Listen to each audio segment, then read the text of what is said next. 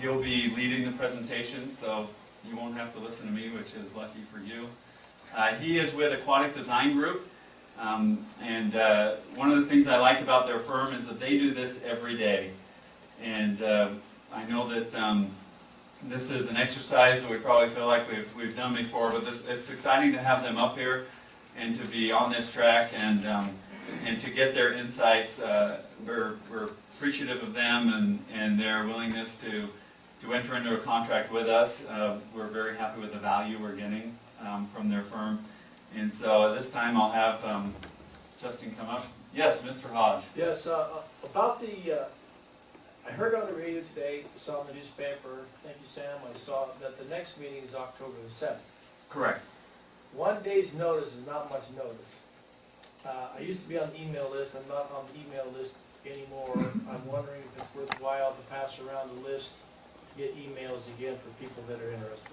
Yeah, absolutely. We've been keeping an ongoing list of email addresses to get you the direct agendas, and I'll have Heidi pass around a list if you'd like to sign up. We'll have it ready for you on this table here at the end of the meeting before you leave. Put your email address down there and we'll keep you posted on the progress. So, are there any other questions before we get started? And thank you for your comments. All right, I will turn it over to Justin. Thank you for coming.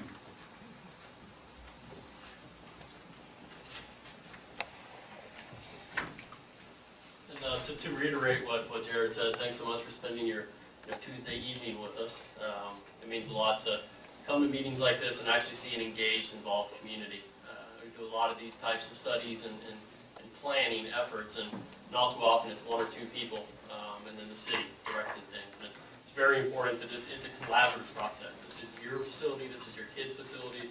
We want to make sure that it is everything it can be given our budget and project. So, I've got a presentation here that's going to last probably 45 minutes to an hour, depending on how interactive it is. I'd like it to be interactive, and there are key points where I'll ask questions and some Q&A sessions. If you have comments, please raise your hand, just to kind of keep the flow going. The last thing we want is kind of, too many people talking at once. It gets a little out of control. So how did we get here? The city undertook, or the Park Authority underwent an effort looking at 19 sites as the potential house of this new aquatic facility. From that effort, they narrowed it down to 3 sites. That would be the 800 South Street site, the Credence School site, and the Mesa School Street site. Of those, the scoring effort, looking at, I think there were 9 factors, maybe more than that. I think 10 and then 11. So multiple factors for location, to availability, to cost, down the line. The Credence School site was the highest scoring site. That ultimately did not work out, so we're looking at the 800 South Street site, which is where the former pool was, which is it's a good location. There's lots of benefits to that site. We were contacted, Aquatic Design Group, in March about the project, and we were contracted in August for this preliminary design effort. So our scope, what we were asked to do was to visit the project site, meet with you folks twice. First one being tonight, which will solicit input, go over some trends, make sure everyone's aware of what's happening in the industry and what's possible, and then come up with a couple options, maybe 3, maybe 4, for what can work within your budget, how we phase it, etc. And we'll present those at the next session. So who are we? We were founded in 1984. We've done 2,500 projects worldwide, based in California. The majority of our work's in California, and part of that, or a big piece of that, is public sector projects for municipalities, and that's over 1,000 completed projects. Obviously, I'm a little younger than that. I've been with the firm 10 years. I'm the vice president of the firm. So our site, for those of you, everyone familiar with the site here? Okay, so not too much detail here, but it's about 3 acres. 2 properties that are adjacent to each other that would combine to be about 3 acres. And our budget for this phase 1 is roughly in the neighborhood of $2.5 million. So here's the learning / educational portion of the presentation. I call it Aquatics 101. And this is basically to provide context so that everyone's on the same page when we talk about things moving forward, trends in the industry, what can be done in certain different pools, configurations, building sizes, environments, etc. So talking about aquatics programs in general, your number one program in terms of the majority of public talk, it's typically competitive programs. Parents with children are very outspoken. And I was one of those little green-haired, plastered to my head children whose mom would take me around all the board meetings trying to solicit input and get more pools. And so this is the swimmers, the divers, the water polo players, synchronized swimmers, underwater hockey is a growing sport. I mean, those types of activities. These sorts of pools need colder water temperatures. You're talking 78 to 80 degrees for competition, typically for practice in the 80 to 82 degree range. Deep water is preferred, which means that these pools sometimes don't blend well or play well with other types of activities. Another aquatic program is instructional aquatics. This is your learn to swim, your skill, life safety, mommy and me, daddy and me, grandpa, grandma and me, those sorts of things where you're teaching valuable life-saving life skills, especially in an area like this where you have a lot of lakes, you have a lot of streams, you have a lot of outdoor activity. It's a very important thing that cities, municipalities can offer to their children, and that gets passed on generation to generation. The degrees of, temperature-wise, you want to be a little warmer here.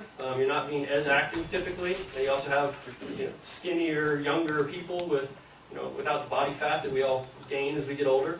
So you're looking at 85 to 90 degrees typically for these sorts of activities.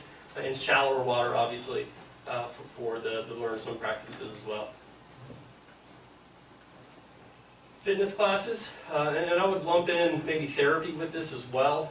This is the fastest growing portion of aquatics nationwide. As we get older, through rheumatoid arthritis, osteo, fibromyalgia, injuries, therapy, rehab, those sorts of things, water is wonderful for those sorts of activities. It's more buoyant, it creates an atmosphere that's comfortable, and it's easy to gain resistance both forwards and backwards, versus land-based activities usually resistance only in one direction. So, in addition to the lap swimming, you have your scheduled programs, your jogging, your Zumba. One of the fastest programs here nationwide growing is stand-up paddleboarding, and believe it or not, paddleboard yoga. It's a sight to see. Some of the things that those people can do are just remarkable. Once again, the temperature here, kind of in that mid-range, 83 to 86 typically, and variable depths are preferred because you have some shallower water programs, some deeper water programs. Finally, fun stuff, your rec swim, that's your open swimming, your party rentals, your movie nights, so your diving movies, things like that, where the lifeguards will throw on a Jaws fin, come scare everyone. Once again, it's variable depths and slightly warmer water. And these are, they can often include things like water slides, river current channels, play features, etc. So your typical pool issues, these are issues that we'll need to work through or typical communities work through. Pool size, that's driven by a wide variety of factors. What you want to do in the pool.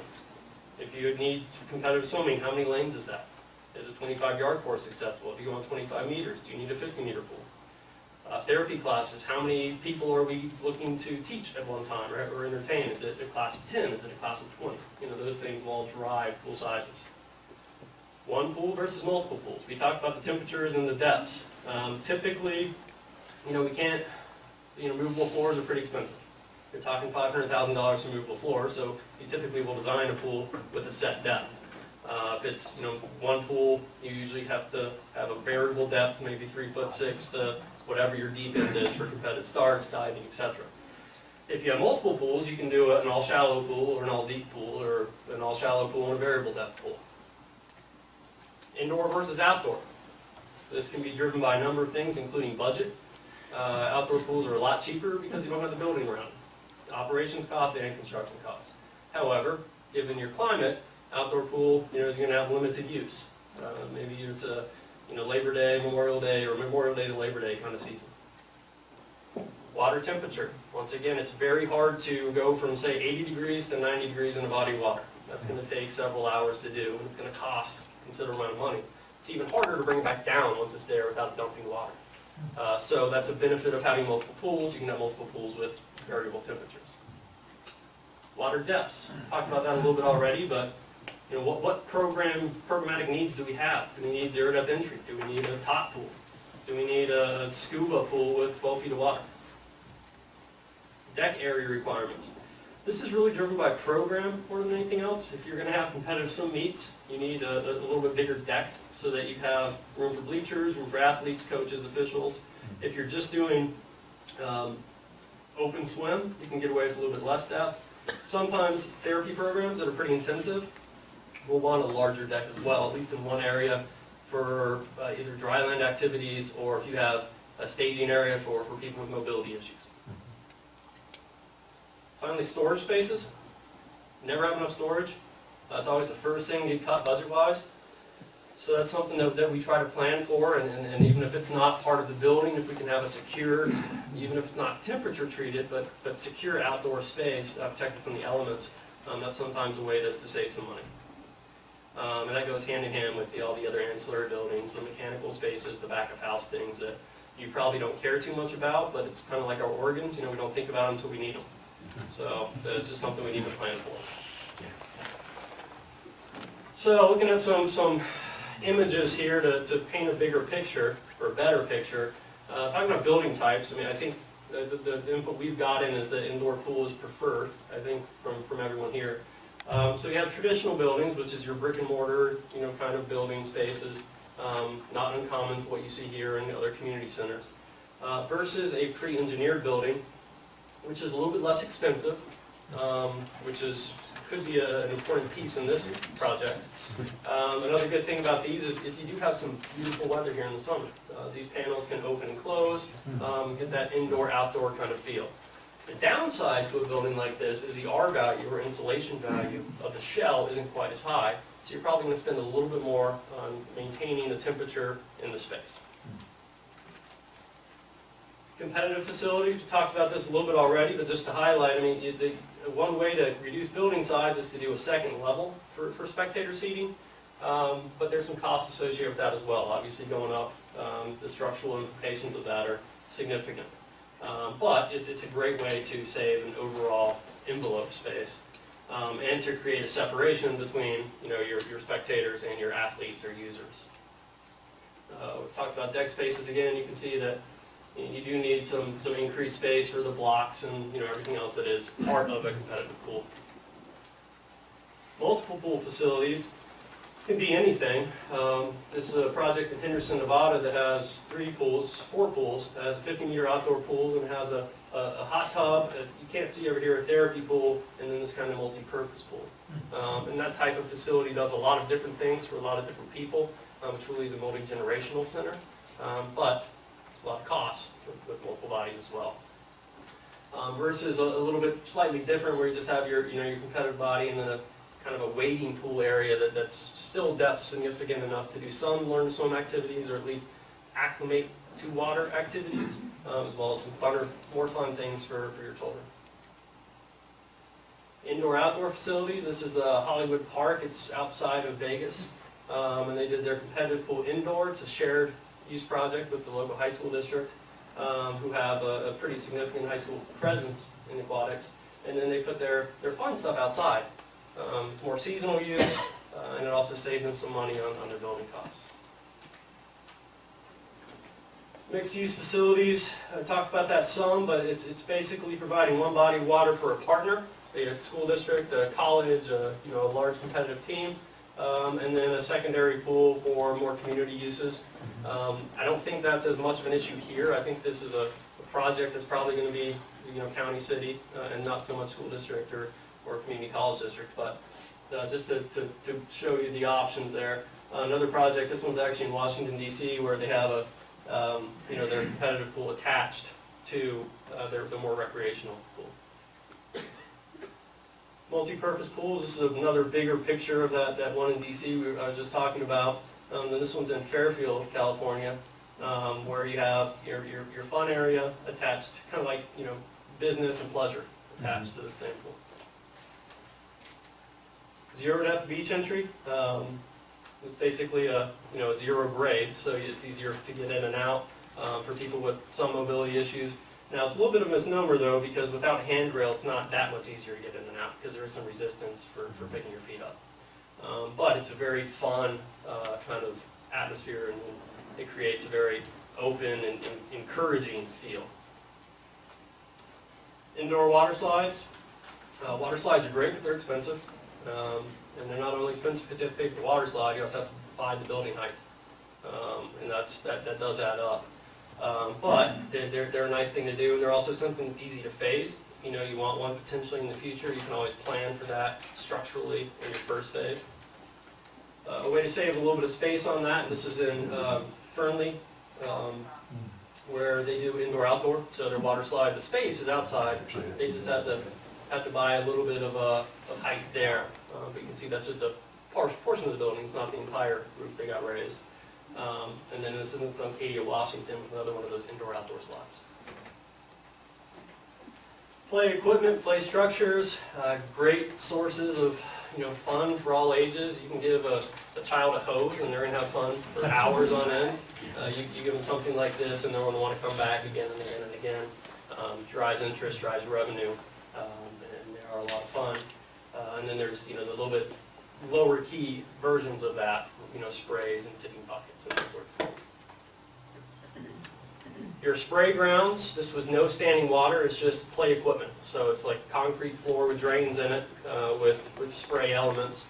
This is something that would be easy to add as a seasonal thing. It could be outdoors if it's not part of your main building atmosphere, but could be opened up and during nice weather times, so you have a nice summer attraction. Resort style amenities, you're seeing more and more of this, and you do have some of the resorty feel here, the hot springs and everything else in this area.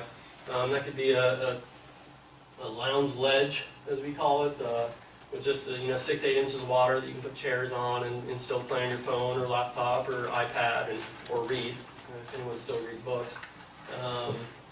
And then of course the hot tubs and just the nicer atmosphere. Then your interactive features, and that can be as simple as a portable climbing wall. That's going to be just an anchor in the deck, and this thing can come in and out and be stored away when it's not in use. To a wet ropes course. I personally love these, but you need to. It has to fit a demographic. You need a substantial amount of that, maybe 8 to 16-year-old age group that's going to want to go on this again and again. So, open it up for brief questions over anything that we've talked about so far. Anything unclear or likes, dislikes? Yes, sir. Where are you from and how many pools have you done in really cold areas?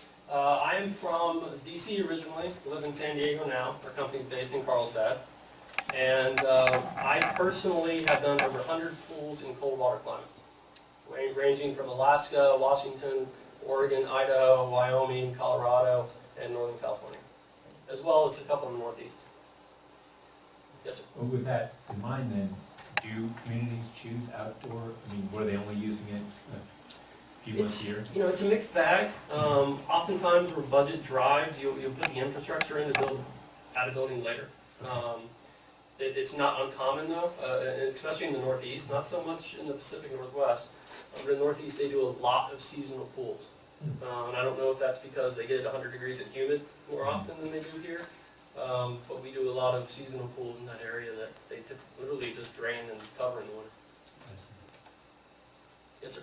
The fact that we have geothermal water, that's going to help us keep the cost down or not? Yeah, it certainly will. In fact, we talked about that a little earlier today when we visited the site.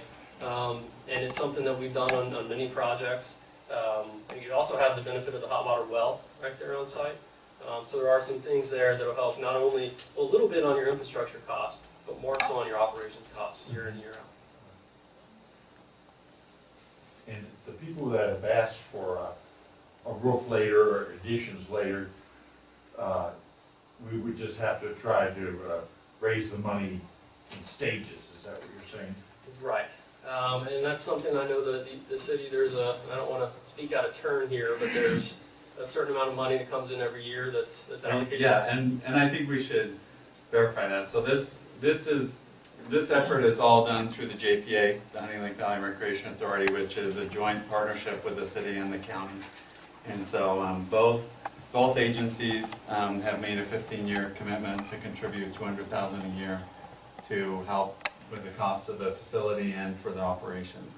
And so this is, the city and the county are equal partners in this JPA, and we're hoping to, through this process, be able to come up with a clear idea of the design and the construction cost for this first phase. Okay. Oh, yes, sir. Is the cost of putting in, like you're showing your gradual slope like a beach walk into the pool, if you have the rails for support for people, but is that a little bit cheaper because you don't have to put all the curb and the tile and all of that stuff around the end of the pool? Depending on a couple of factors, it's actually sometimes more expensive. The forming of doing something like that is a little bit more difficult for contractors. But the real impact of it is we have state mandated slopes. So in order to get from, until you get to 3'6" of water, your slope is 1 in 10. So you're going to take 35 feet to get from that entry point to your 3'6" water. That's a lot of water space. That's half a competition pool. And that's why a lot of the facilities will go, if they want shallow water, they'll start at 18 inches, and that'll immediately take off 15 feet of that required slope. Yes. What about handicap access? So ADA 2010, which actually came into effect January 1st, 2012, actually January 8th, 2012, requires that every body of water has a permanent unassisted means of access.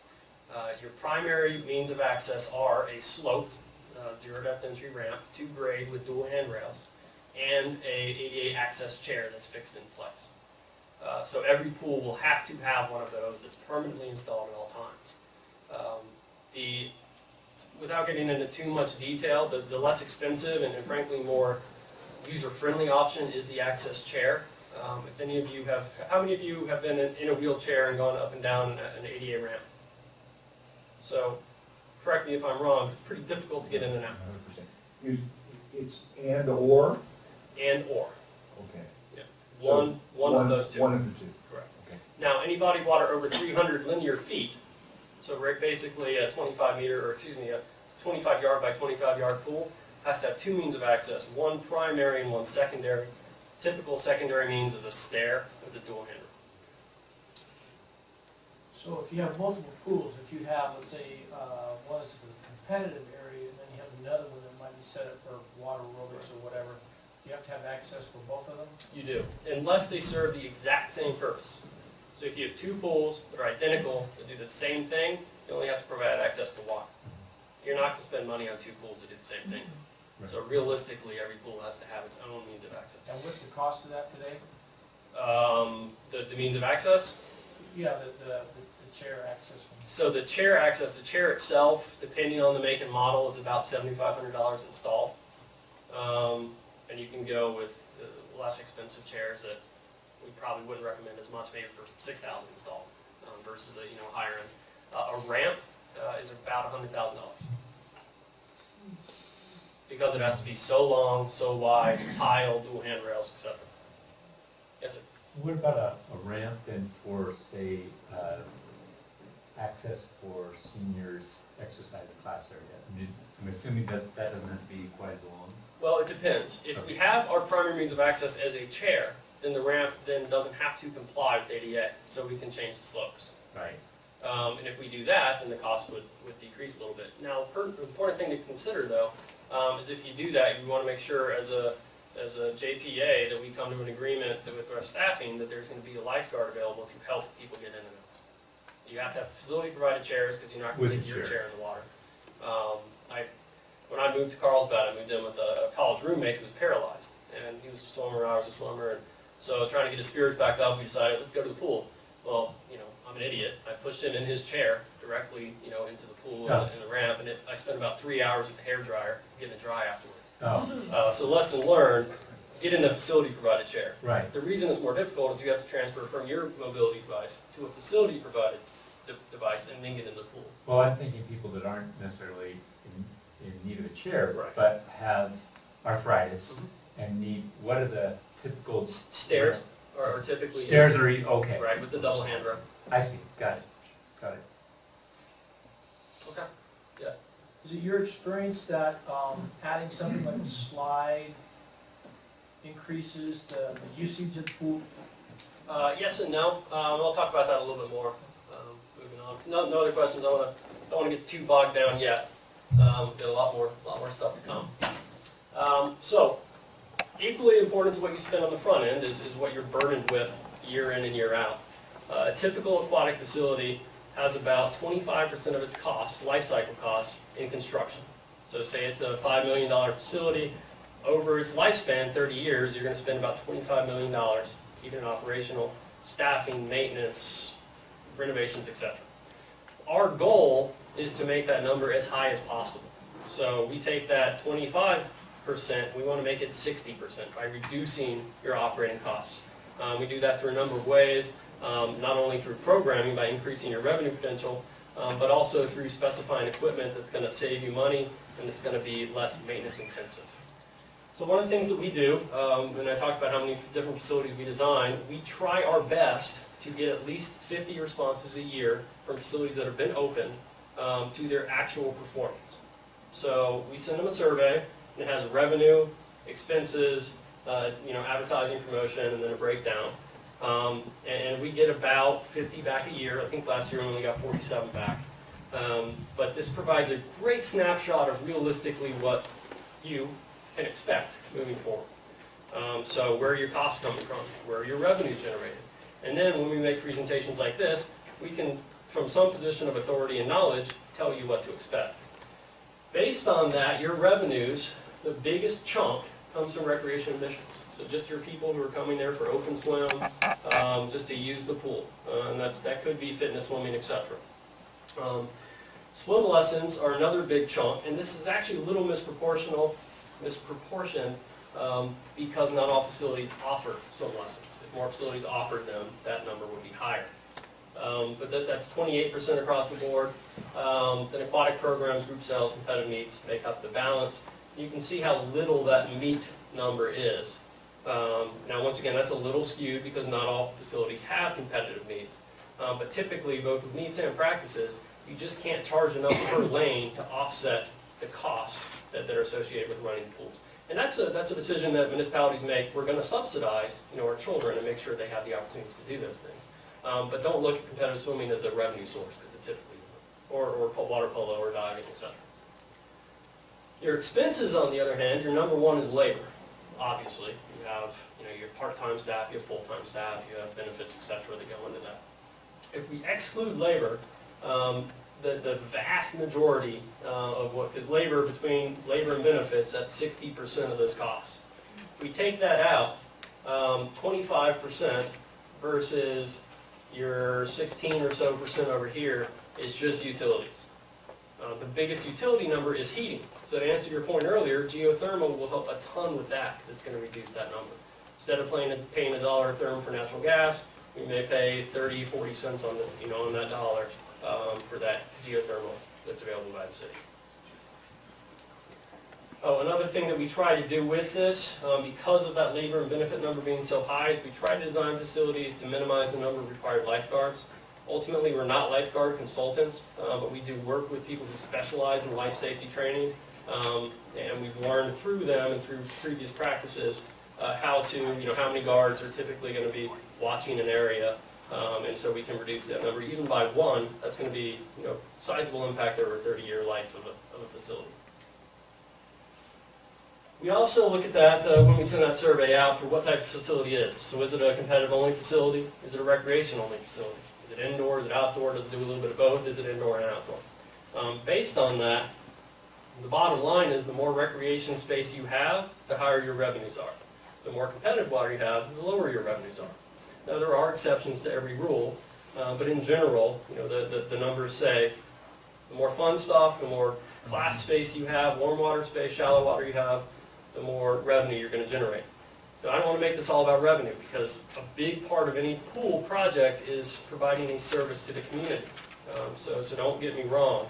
I'm not saying that if you decide you want an 8-lane, all-deep competitive pool, I'm not going to stand in the way of that.